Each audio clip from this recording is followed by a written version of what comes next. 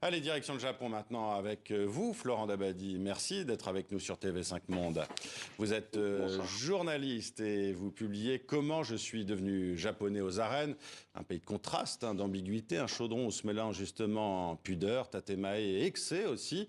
Chaudron dans lequel vous êtes tombé il y a une trentaine d'années, Florent Dabadi. Alors au départ, vous étiez parti pour quelques mois seulement et en fait, vous y avez fait votre vie. Qu'est-ce qui s'est passé ? Alors, en fait, j'ai quand même fait l'Institut des langues orientales, donc c'était ma spécialité, la culture, la civilisation et la langue japonaise. Je l'ai étudié pendant 4 ans, 20 heures par semaine, jusqu'à la licence, et ensuite j'ai eu la bourse du gouvernement japonais. Donc aller au Japon, y vivre, être sur le terrain, c'était un petit peu mon rêve. Donc c'est comme si j'avais fait médecine et que j'avais envie d'opérer mon premier patient, donc c'est pas totalement une coïncidence. En revanche, on dit toujours que le Japon, on y est pour 2, 3 ans, 4 ans, mais que ça devient difficile ensuite, et finalement, moi, j'ai pu rester beaucoup plus longtemps. Et vous êtes marié d'ailleurs avec une japonaise. Alors, vous êtes arrivé au Japon, vous l'avez dit, avec un diplôme de Langso en poche. C'était quoi alors votre Japon fantasmé ?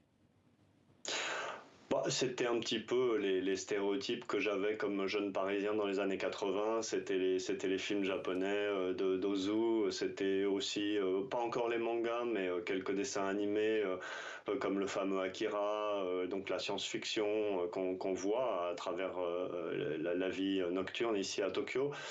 C'était aussi quelques amis que j'avais à Paris et dont les parents m'ont accueilli les premiers étés quand j'étais venu passer 2 ou 3 semaines alors que j'étais encore dans mes études aux langues orientales. Et puis ça s'est fait petit à petit. Je pense pas que c'est un coup de foudre. Je me suis rendu compte au fur et à mesure de mes séjours là-bas, d'études, que les Japonais, leur façon de vivre, leur tempérament était très proche du mien, alors que il est aux antipodes de nous les Latins, mais ça veut rien dire en fait. Je pense que c'était là, il y a vraiment eu un coup de cœur. Florent Dabadi, justement, coup de cœur, d'accord, mais est-ce que vous avez été déstabilisé en arrivant au Japon ? Je parlais tout à l'heure du fameux tatemae, et des codes sociaux, l'art de ne pas dire ce qu'on pense, même si on dit que ça change quand même pas mal ces dernières années. Oui, mais ce qui est drôle, c'est que c'est les Japonais qui vous le demandent en premier. Et d'ailleurs, ils sont assez précautionneux là-dessus. C'est qu'ils vous disent toujours ça va, ça fait 1 an que tu es avec nous. Est-ce que tu as eu des chocs culturels? Est-ce que tu t'y fais? Ou tu ne deviendras vraiment japonais? Est-ce que tu peux manger ci? Est-ce que tu peux manger ça? Est-ce que tu t'habitues à ces sons? Est-ce que c'est pas trop dur? Donc en fait, ils vous préparent tellement tous les jours à ce que vous ne deveniez pas japonais, que par esprit très français de contradiction, moi j'avais vraiment envie de leur dire non, tout va bien. Donc c'était un peu la méthode Coué, mais je m'y suis fait comme ça. Je me disais je vais y arriver, et j'ai envie de ça. J'ai pas consacré toutes mes études supérieures pour ensuite faire marche arrière et changer de voie. Donc oui, le tatemae, les chocs culturels, je les ai eus, mais je pense que ça faisait partie de cet exotisme de l'aventurier qui découvre un nouveau continent, qui découvre une île qui est, comme vous le savez, presque utopique, parce qu'elle est tellement loin de tous les codes de civilisation, même contemporains, que moi ça faisait partie du voyage de Gauguin en Polynésie, si vous voulez. Alors Florent Dabadi, vous êtes journaliste, je l'ai dit tout à l'heure, et vous êtes même devenu une figure de la télévision japonaise. Alors on va vous regarder dans vos œuvres.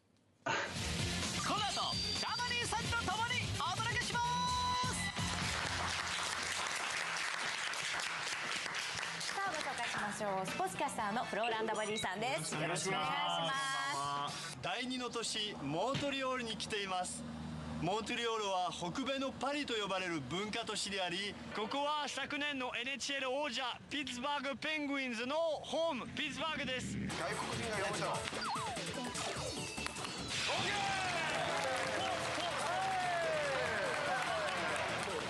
今度の通訳、頭のいい男でね。私たちは最先端 IT ソリューションでビジネスの DX を推進し、あらゆる組み合わせで最適解を出します。ビジネス DX 結構得意なので相談してほしい。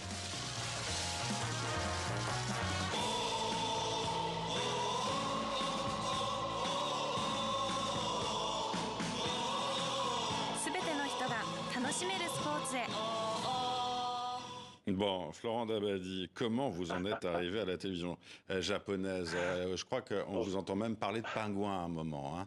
En fait, ce que vous avez vu là, c'était vraiment les 10 dernières années de mes 30 ans au Japon, hein, parce qu'au début, j'avais eu pas mal de demandes pour passer à la télévision ou de faire des publicités, j'avais cette espèce de pudeur qui faisait que je voulais pas devenir justement une espèce de pingouin étranger, de panda qui fascinait les gens sans trop savoir ce que je faisais en vrai.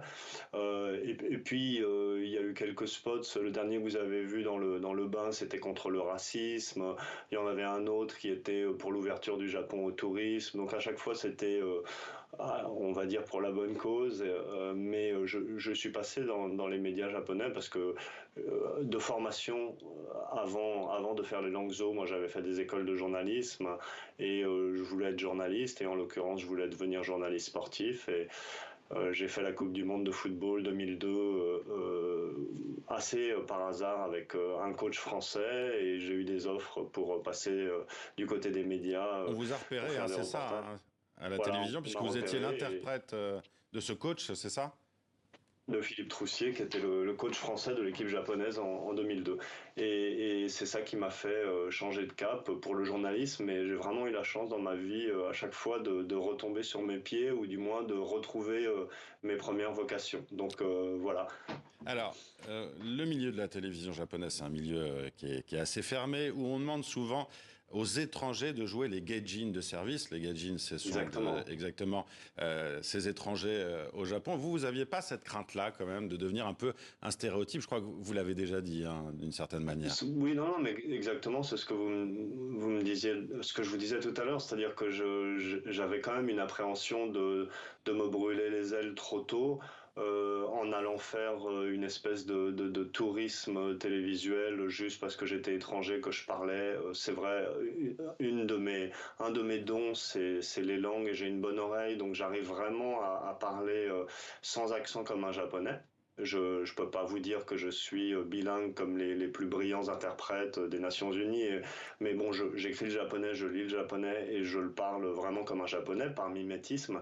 Et donc c'était très facile pour moi de me transformer en japonais. Mais les grands médias ont tendance à vous demander de les brosser dans le sens du poil. Donc s'il y a des problèmes, je prends un exemple qui n'est pas vrai, mais si, on m'a demandé par exemple de faire une émission qui parlait de la vente ratée des sous-marins nucléaires japonais à l'Australie. Français, oui, sous-marin français, oui. Voilà, par la France. Et je me suis très vite rendu compte que ce qu'ils voulaient, c'est que je jette la pierre à mon pays. Et moi, je me considérais comme journaliste et objectif. Et je voulais analyser, mais les producteurs, ce qui les intéressait, c'était vraiment que je leur dise que les Français avaient piqué le marché aux Japonais.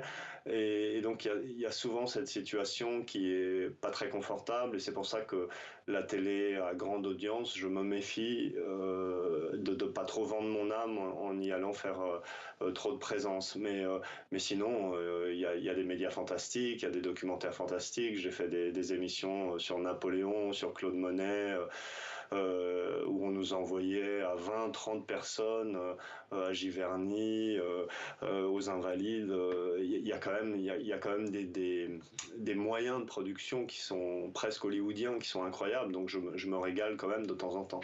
Et on l'entend et on le lit dans votre livre, Florent Dabadi, Comment je suis devenu japonais aux arènes.